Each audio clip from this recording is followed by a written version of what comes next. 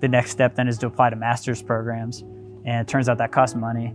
So I enlisted in the Army instead, and solid next. Yeah.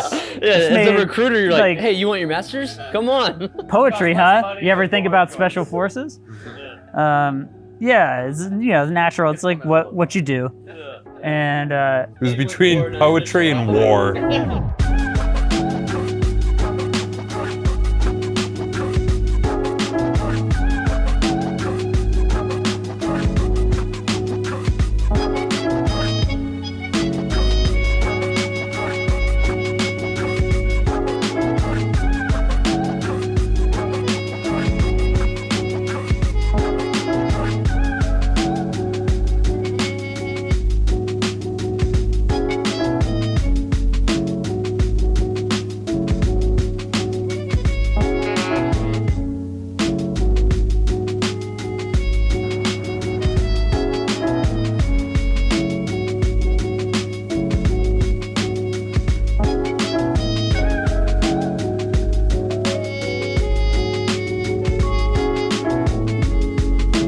We were talking about earlier about, at least you and I, David, we're talking about knowing the rules in order to break them.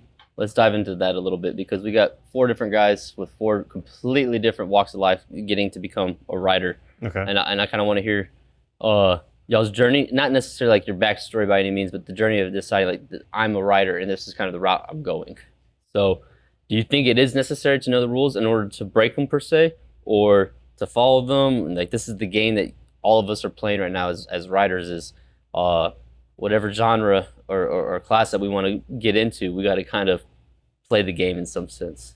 Well, so they definitely don't need any more backstory between Leo and I. We have a couple that works out about our past for people to know about us. Yeah. So I'm quoting somebody who I cannot remember right now. I think it's Aaron Sorkin again. He had said, rules are what make sports beautiful. They're what make music beautiful. I mean, like, let's take a sports analogy, you know what I mean? Like, if somebody, scores some incredible touchdown at this crucial moment, it is abiding by some sort of rule, that something happens within that confines of the rules that just elevates all this emotion. Your team won, yay, and that is, I guess, the way I would approach the concept of like the rules of writing, is that there are certain things that seem to resonate the best with a reader. I'll just give you one off the top of my head. It's like, don't introduce a new character after like the 51% mark of a novel.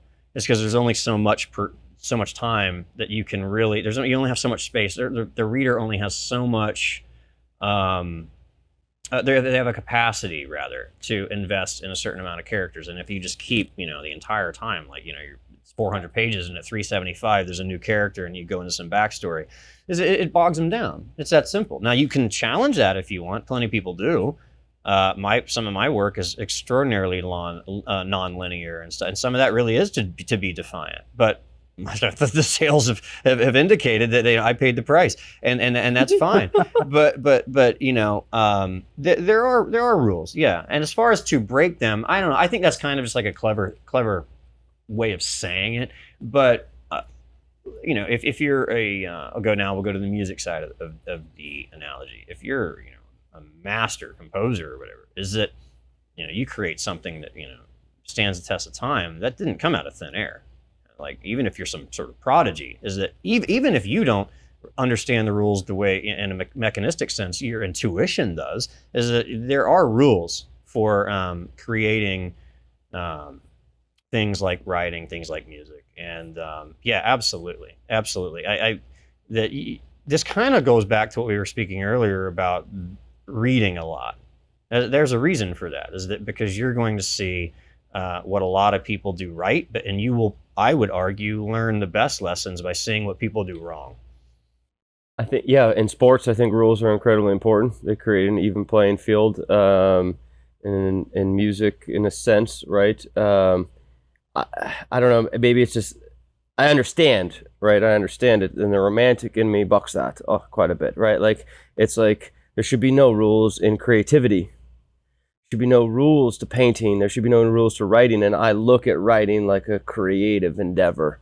That's just my perspective of it, right? And that's different than other people here. That kind of speaks to what writing is that it can really be a lot of different things. And I look at it kind of romantically as an art form and as a creative outlet.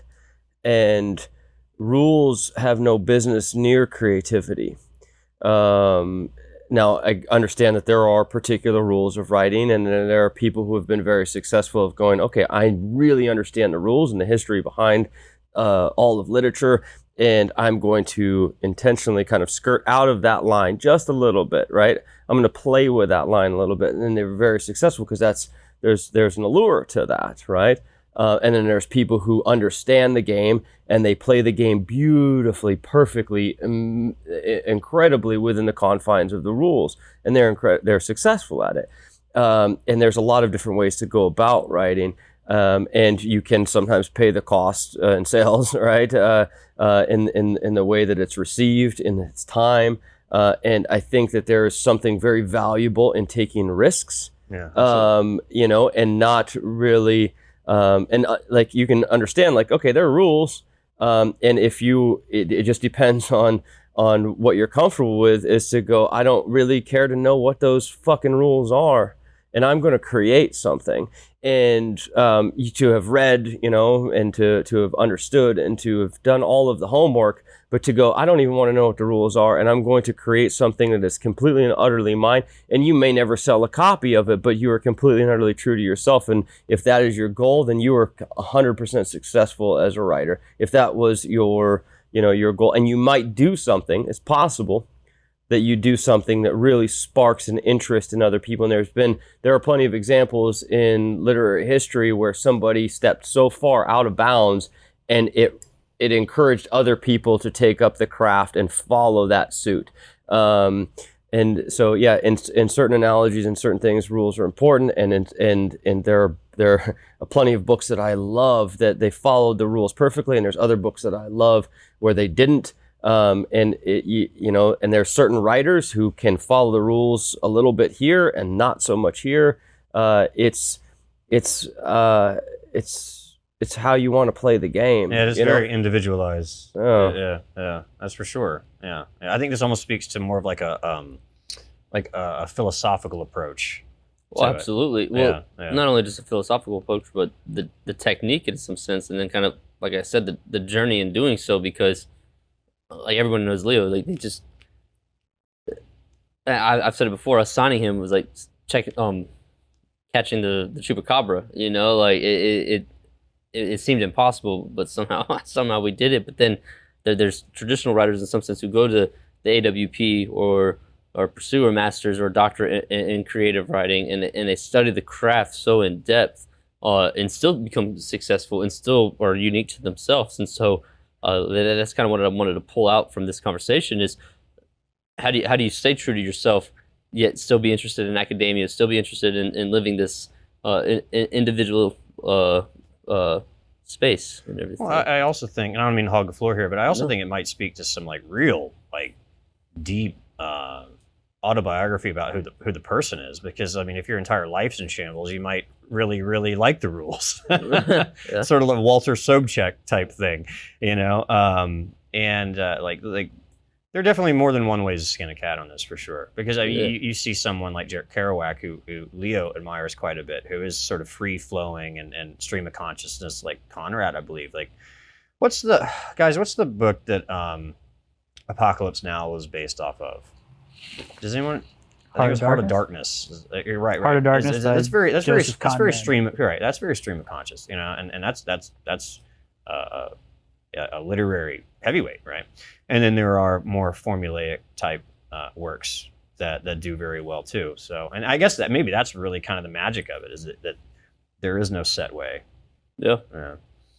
Just to clear this up, the reason why I like Jack Kerouac, because he got really drunk one day in 1942 and enlisted in the Marines, the Navy, the Coast Guard, and the Army in a single day. and then continued on his drunken rampage and ended up finding a merchant marine ship and got aboard that and did that for a year instead of fulfilling any of those obligations that he signed on to. Right? It's not because of his writing. I thought you liked his writing. This is chutzpah. For those of you who like his writing, check out the Jack Kerouac house. It's near my home. It's actually near my house. And if you and stop by Dave's on the way for for tea and crumpets. And but if you win the contest, you can live there for free for 3 or 4 months, and the only obligation is you have to write something while you're there. So There you go. Therein lies the challenge. Can you write? And so, Marty, as a journalistic approach, you really are immersing yourself. Like you living the life that you want to kind of write about, and at least in the subjective kind of persona of other people's lives in some sense, and yours too. Like, how did you come to that point? I think this is something I think about all the time. Good.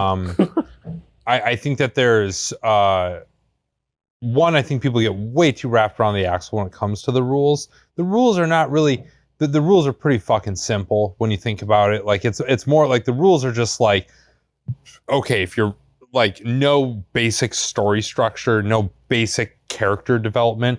Some people like fucking Leo's a great example. Correct me if I'm wrong, you didn't study that shit. You just innately knew those things. You just knew the tempo of a story and because I told a lot of stories. Yeah. I orated them. I told the stories over and over, and I saw where they hit, and I wrote it that way, Yeah, so you didn't need to like study it and all that other stuff. But however you get there, you're still following those rules. And then there's other stuff that's just like, active voice versus passive voice, or just basic grammar things, or on the journalistic side, it's like, have a fucking nut graph in there somewhere. It's not as big of a deal as I think some people get really wrapped around the axle about the rules and whether they're following them or breaking them or all the, and it's really not that big of a deal, I don't think.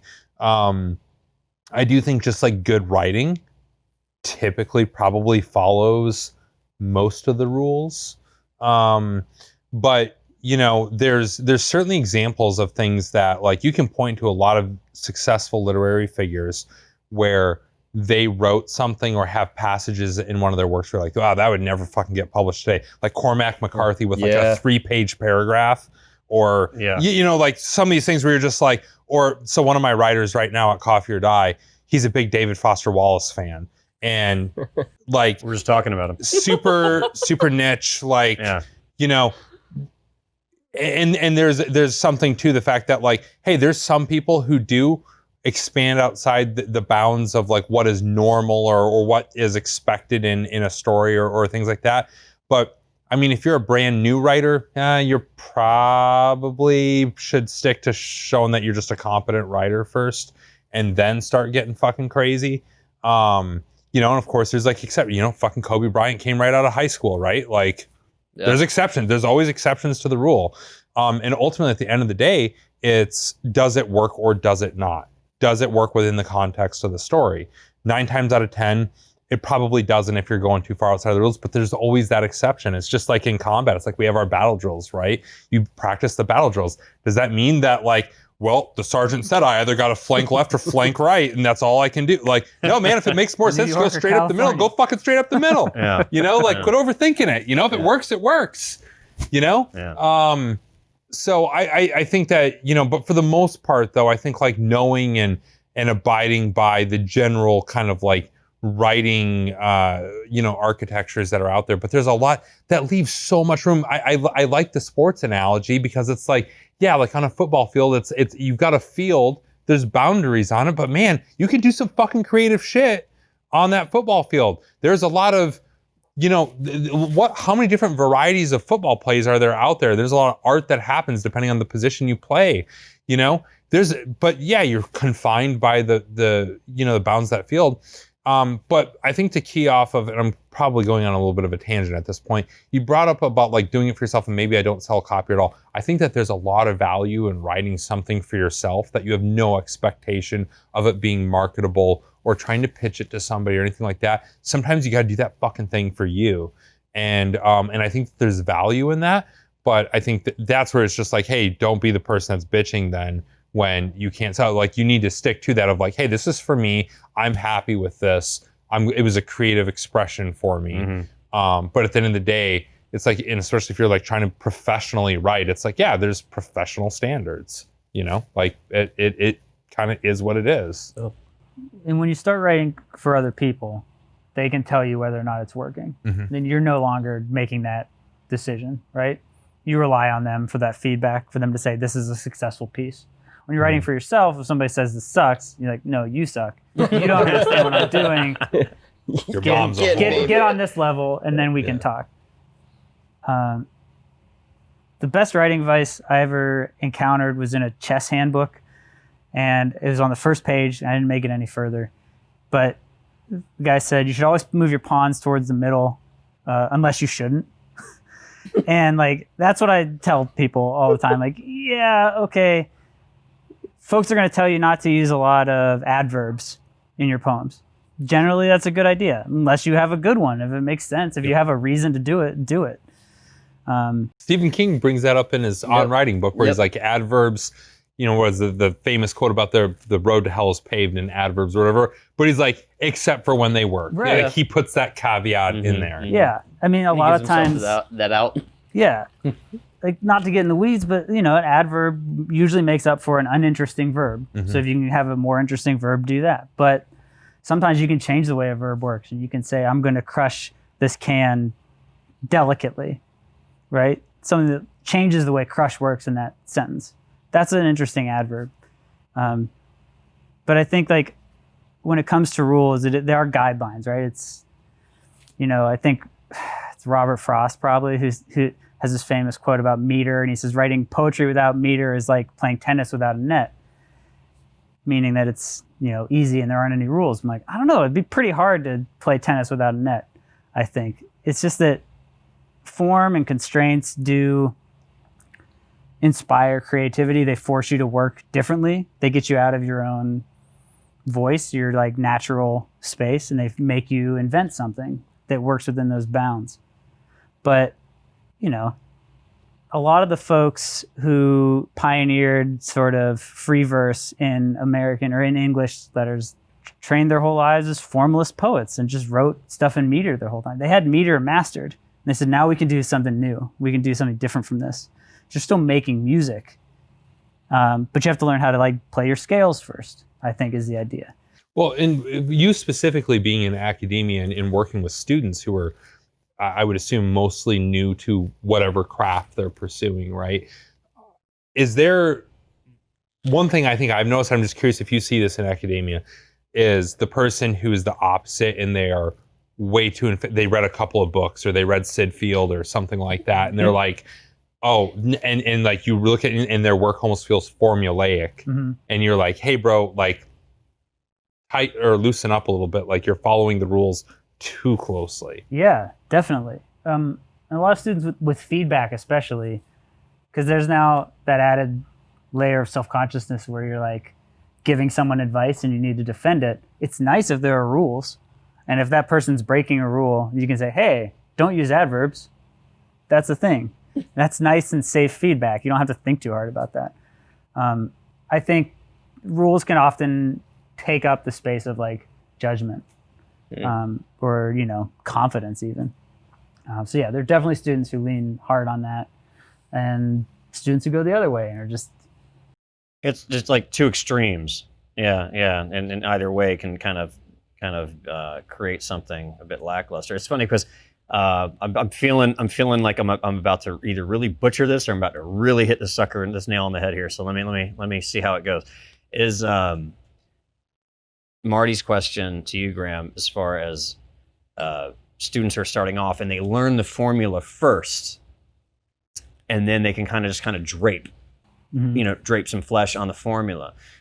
In comparison to like something like Leo and myself as well, where you almost like reverse engineer the educational process by just reading, and you're like, wait a minute, I just saw. You might even not even know the technical term for something, but you've emotionally experienced it, and I find that to be way more profound than that, and that's I would never detract anyone from like learning it the formal way, but like you do have to wonder, like, you know, like how do you prevent the student, I guess, from learning it so formulaic that it impedes them from learning it with that emotional aspect. Yeah, I don't know.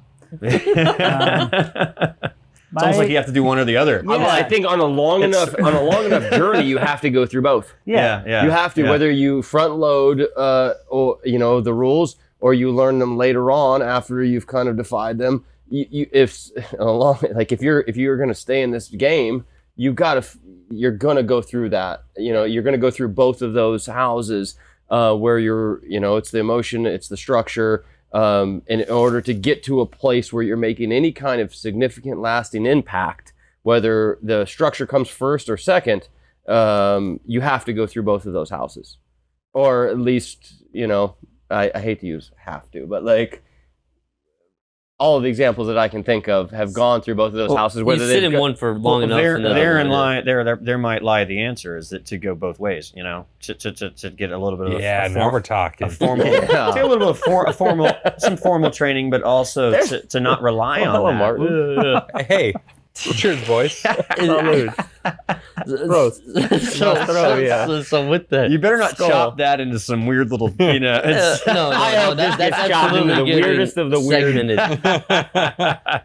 Yeah. Definitely sound bites. What else you got? So with that, are you, in general, are y'all happy with the journey that y'all have taken with sitting in one house for long enough with the emotional aspect, the intuitive aspect, or the academia aspect, or the student aspect, within that process of learning the craft in itself, kind of the pros and cons and the lessons learned within it? Like, expand on that.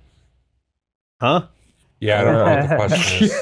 Yeah, so like, you, Marty, as an example, you're this journalist right now. Is this the approach that you wanted to start on? Like when you were like, I'm going to be a journalist, or I'm going to be a writer, or all that, or Graham, I'm going to go I'm going to go get my doctorate. Leo, I'm going to just be this. Like, I'm answering the question for you guys in some sense, but it's like, don't get to this side. Don't even get to this side. Don't tell me what I am, because I've been trying to figure it out for a decade. Was this the vision, or is just like I'm titillated because like I need some. You're a journalist, you're an academic, and I need somebody to tell me. And Leo's here. I'm moderately sober. I don't know, but we've seen each one of y'all's journeys in some aspect. You know, you guys have put it out to the world, and so was that the intention? Something that just happened naturally? I didn't even intend to be a fucking writer. Exactly. Yeah, same here. Exactly. It was like, that's Leo, what I I'm wanna writing dive this into. like Ranger study guide thing. Can you write me a story about Sockham? Because I didn't go. That was So this is an interesting little that's clip exactly here. The where I'm first at. time I Right. ever made money as a writer was because of Marty. And I wrote a chapter for a book that he was working on, and I got paid $50 for it. And it wasn't that was.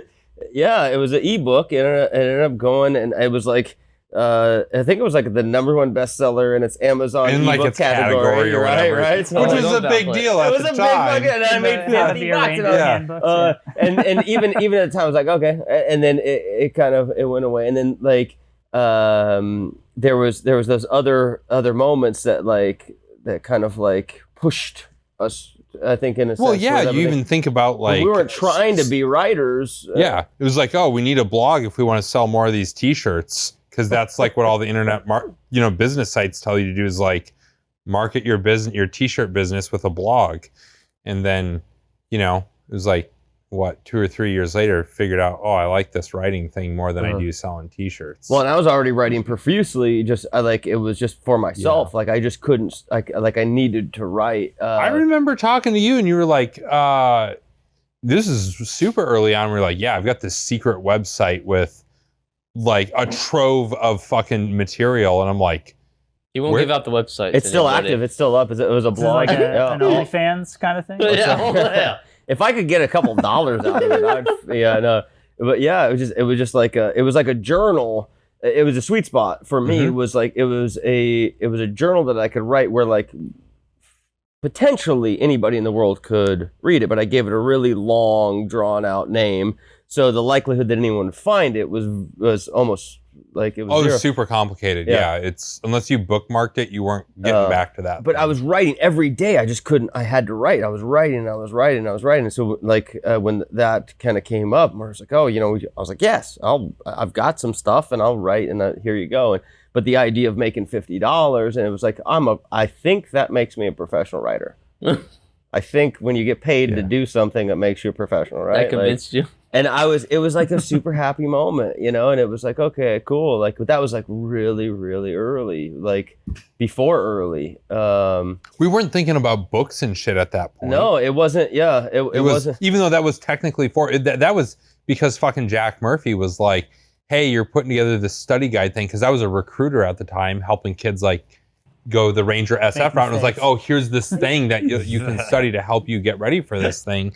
And Jack was like, hey, you should do this book. And he had this deal with St. Martin's Press at the time, to where I wasn't trying to be an author at that point, though. Yeah, it was a pen name that you put it out under. And I still don't really claim it. Yeah. I know. It's... Yeah, but it was one of those things where we weren't, like I said, I don't want to speak for you, but I feel like either of us weren't, we wouldn't have guessed we would be sitting here talking about like that just at that, I mean, you were a CrossFit athlete, triathlete, like gym owner, you were all these other titles besides writer. And I was still just trying to figure out fucking how to get out of the Army, Like it's weird. And then now you progress all these years later. I mean, fuck, man, we're coming up on 10 years later. And it's like, okay, yeah, I guess I didn't know it at the time, but I guess all the writing was on the wall. And so that's exactly what I wanted to get at, is you two over there went this super untraditional route and have made a name for yourselves. And then on this side, you guys went the more traditional routes. And so did you guys kind of go more towards the system in itself and kind of play by the rules per se? Or was it intuitive in you and you're like, I just want to know more about this because like I love writing in itself and I want to read really, really, really good writing and I want to help other people put out really good stuff and study the craft in itself. And it sounds like they went more the experience and like, this is my story and these are other people's stories and these are just great stories, where you guys are like, I fucking just love writing in words and the people who write words. And so how did that come about? Leo loves words too, by the way. Oh, well, absolutely. I like V words, like vernacular and vicissitude. I'm partial to the letter K myself. You're a K guy, huh? I'm a K guy. That would be punctilious. Eric with a K, thank you, please, very much. Eric with a K. Yeah. Sly on the under. Well, I mean, I always loved reading and writing. Like, it's weird though. I didn't really realize it until. Okay, I'll rattle off a quick list, and it's that I didn't, which would sound, once I say this, that it's something like I should have known or my mother should have known or whatever, but I didn't. 5th grade, I wrote something that my teacher made me reread like 3 times. It was like a standing ovation. 7th grade was the same. There was multiple in 8th grade. 12th, I wrote something in 8th grade that like went around, and in 12th grade, I had done some like pre-college courses and where it was like an introduction to humanities class, and I wrote this poem and the skinny kid with zits and the Converse All-Stars in the corner wrote something that, that people were like, whoa, there's a person over there in the corner, and I was reading Lord. I literally climbed trees to read the part where the Bilbo was in Mirkwood. I was You're like a method reader. Method reader. yeah. And so like, but none of this struck me at all. Underrated comment. None of it struck me at all. I wrote journals in the Marine Corps. I read constantly in Iraq. None of it ever struck me that I should do it professionally. But later on, it just sort of slowly like emerged, like it's almost like inevitable. You know what I mean? It's almost like a genetic disorder or something. Like you're gonna have to face it eventually. I was like, oh shit, you're a writer. Woe to you. And what was the question? No, just keep going on that. No, but seriously, what was the question? So no, it's something about it was when your first encounter with Hulk Hogan yes. inspired you in what way? Well, it was WrestleMania '83, the year I was born, man. Okay, that's- I think he took on I Arn just Anderson. drifted off to my first hand job. So. Which was also your first encounter with Hulk Hogan. Also the first time I read a book. That's cool. We call That it was weird. synchronicity. Oh, you had a Where you question. learn though. it, I told wordy you this people. was going to happen. I There's going to know. be a point where like the train derails, but The traditional and untraditional route of becoming a writer is the right. generic. Thank you for the pulling me most- back, me yes. back into the world. Is when I decided when I realized I was a writer, regardless of whether I wanted to be, I was like, okay, well, I'm going to go for shoot for the moon, So I want to try to get traditionally published, but I also want to have something completely controversial and mind bending. And you come to find out quick that writing is an art, book publishing is a business, and they are rarely synonymous. And so yeah, I had super high expectations, but then you come to realize that what you have to offer is not necessarily buoyant for what's commercially popular, and then you have a decision to make. You're like, what matters most, and kind of to the point what Leo and Marty, I believe, both said, is that like even if you sell one copy and it's your mom, if you are truly satisfied with the creative experience and what you have to say, that stands on its own, But good Amazon reviews are pretty good too. Well, it depends on is this your sole source of income? Hey, if you're trying to do this professionally, this is your day job, then it's you got to consider the business aspect of it. And, I imagine it's something akin to, the mechanic who's he works at a mechanic shop and he fixes vehicles for a living, but he's got that old project sitting in the yard that he's kind of keeps tinkering away at, and it's for him or her, and that's their thing. But he still does this professionally and goes to a job every day and does what he has to do. I think it's the same thing with writing, where it's if you want this to be your full-time job, there's, I think, really valid arguments about whether that's a good idea or not, because sometimes you want to keep it as this thing that you love, and when it becomes a job, it's a job, you know? And you have to go out there and do the stuff that's required of a job and make stuff that's marketable or fits into the voice of whatever publication you're working for. And, that just kind of is what it is. It just depends on if that's the route you want to go. Yeah. I don't know. But I think there is something to making that decision of, yeah, I want this to be my day job, or I'll stick with my day job and, kind of work on my novel on the side or whatever. And there's people that are very happy that fucking rock on, but then there's people like me that are fucking pieces of shit and just want to get paid to rearrange words, instead of get a real, job. Absolutely. That requires, to get blisters on your hand and stuff. If what you do is not a real job, I am literally a hobo. No, I feel like I'm in good company. Don't get me wrong. I feel like I'm in good company for sure. Yeah. Not a lot of real jobs Not a lot of real jobs. Yeah, hanging out around here. We go just get job from the job tree, just pick it right off. I don't know. Fucking job. Absolutely. And Graham, with you going down this traditionally academia route, because you're working on your doctorate specifically in creative writing, right? Mhm. And teaching all that. Is that what you wanted to do initially when you said, "Hey, I want to become a writer," or did you just get so kind of intrigued within the craft of writing in itself and helping others, or you thought that this was helping you in a sense as well? Yeah. I went to college because I felt like I was supposed to, and I like to read. And so I was thinking maybe I'd be an English major, and I don't know what happens if you do that, but I'm going to give it a shot. And I ended up taking some creative writing classes, took a poetry workshop, and I was like, oh, I would never have thought of myself as a poet or been interested in it. Just things worked out where I took that course, and I was like, this feels really natural. This is what I'm interested in. And so I got super into that in undergrad, and then it came time to the next step then is to apply to master's programs, and it turns out that costs money. So I applied to I enlisted in the Army instead, and Solid. Which next costs step. less money. Yeah, as a made- recruiter, you're like, "Hey, you want your master's? Uh-huh. Come on." poetry, less huh? money, You ever but think more about enjoyance. special forces? Yeah, it's natural. Get It's like one up, pull up what you do. Yeah. And So maybe you went Between more in a poetry traditional route and than war. Yeah, I gave you way more of a traditional route. I either than want to think you fucking make words rhyme or I want to murder people. One of the two. could- Not sure which. Yeah. I think I'll try both. yeah, Yeah. give them We're both gonna edit a real fair shot. So, yeah. Anyway, did that after undergrad for a while, and the end of my active duty contract was coming up, and so I had all my leave days built up. So I took leave. I went to Greece for a month and just wrote poems to apply to grad school, and then got into some places. So I was like, all right, this is cool. Transferred to the National Guard and started doing grad stuff. And that's when I really started to take it seriously. I was interested in undergrad. Kind of decided at some point during active duty that like I wasn't going to write anymore. Not like anymore, but I was like, that's probably not going to be a career.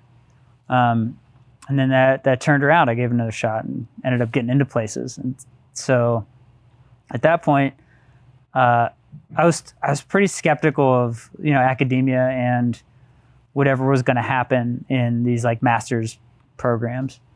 But I got there and found that it wasn't a bunch of people saying I needed to write in meter and memorize all of T.S. Eliot or something. It was just people giving like useful feedback and an opportunity to like kind of pursue what I was interested in. So that's what I really enjoyed. I found that like taking lit courses was really productive for my writing. And that's still true now. Like the stuff I'm studying in my lit courses is helping me write work. The creative courses are helpful in their own way, but what I'm getting out of it is like research and study, and that's informing what I'm trying to do. And there's a lot to be said for getting that foundation knocked out within like the kind of what I would call like a safe confine of academia. I feel like a lot of hard lessons I had to learn that had I went and gotten an undergrad in journalism or creative writing or any of those different things, like, man, I probably wouldn't have had, didn't need to be hard lessons to learn. They could have just been lessons. Yeah. You know? You get surrounded by a lot of people who are doing similar things and who have stuff to tell you about it. And you end up, I don't know, I felt very out of my depth in the master's program because like I felt like I was with a lot of people who had published already in journals and things and who were tapped into just like the creative writing sort of mainstream machine. And I had no idea any of that existed. So I felt like I was learning a lot, but at the same time, I was also like, special forces medic coming off of deployments and stuff, which nobody appreciated or understood. And so that was your experience. I didn't get that myself.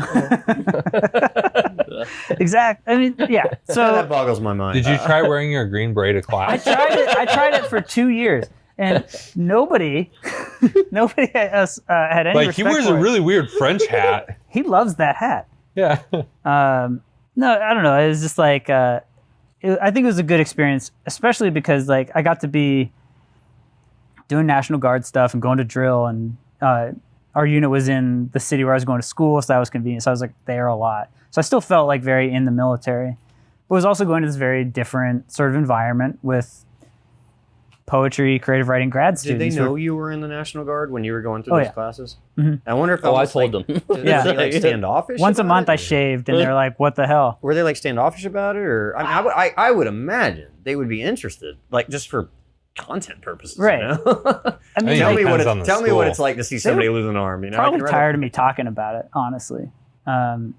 No, I don't think anybody was standoffish. I think people were curious. Okay. So yeah, my personal experience, like two of the main short stories I've written just within my master's program is about a veteran, and I don't even really talk about the war. I just talk about him coming back, and then a firefighter, and the people are just super intrigued in the characters in themselves because you focus on the character, not necessarily the job or that lifestyle or the events and the experiences that he lived, but the character, and you kind of stray away from the guns and glory and running into burning buildings. But then what's funny is like some people want that and they're like, hey, I should have more of this, and then people are like, just focus on the struggle between him and his wife, or him and his child, or just him and his mind, you know. And so I think like what Marty says, like it depends on the school, depends on the people, depends on a lot of things, and you can go very genre specific, but people are very interested in the experience in itself and kind of get into the genre of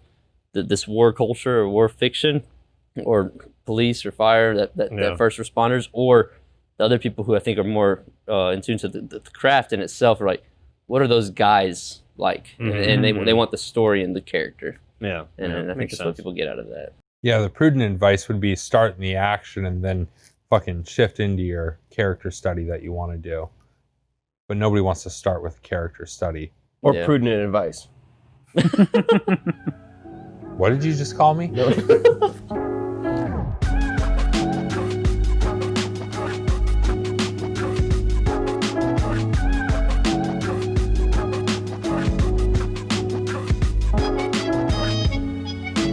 I do think that if you're talking about archetypes in the military and you're talking about archetypes in literature, it's two completely different things.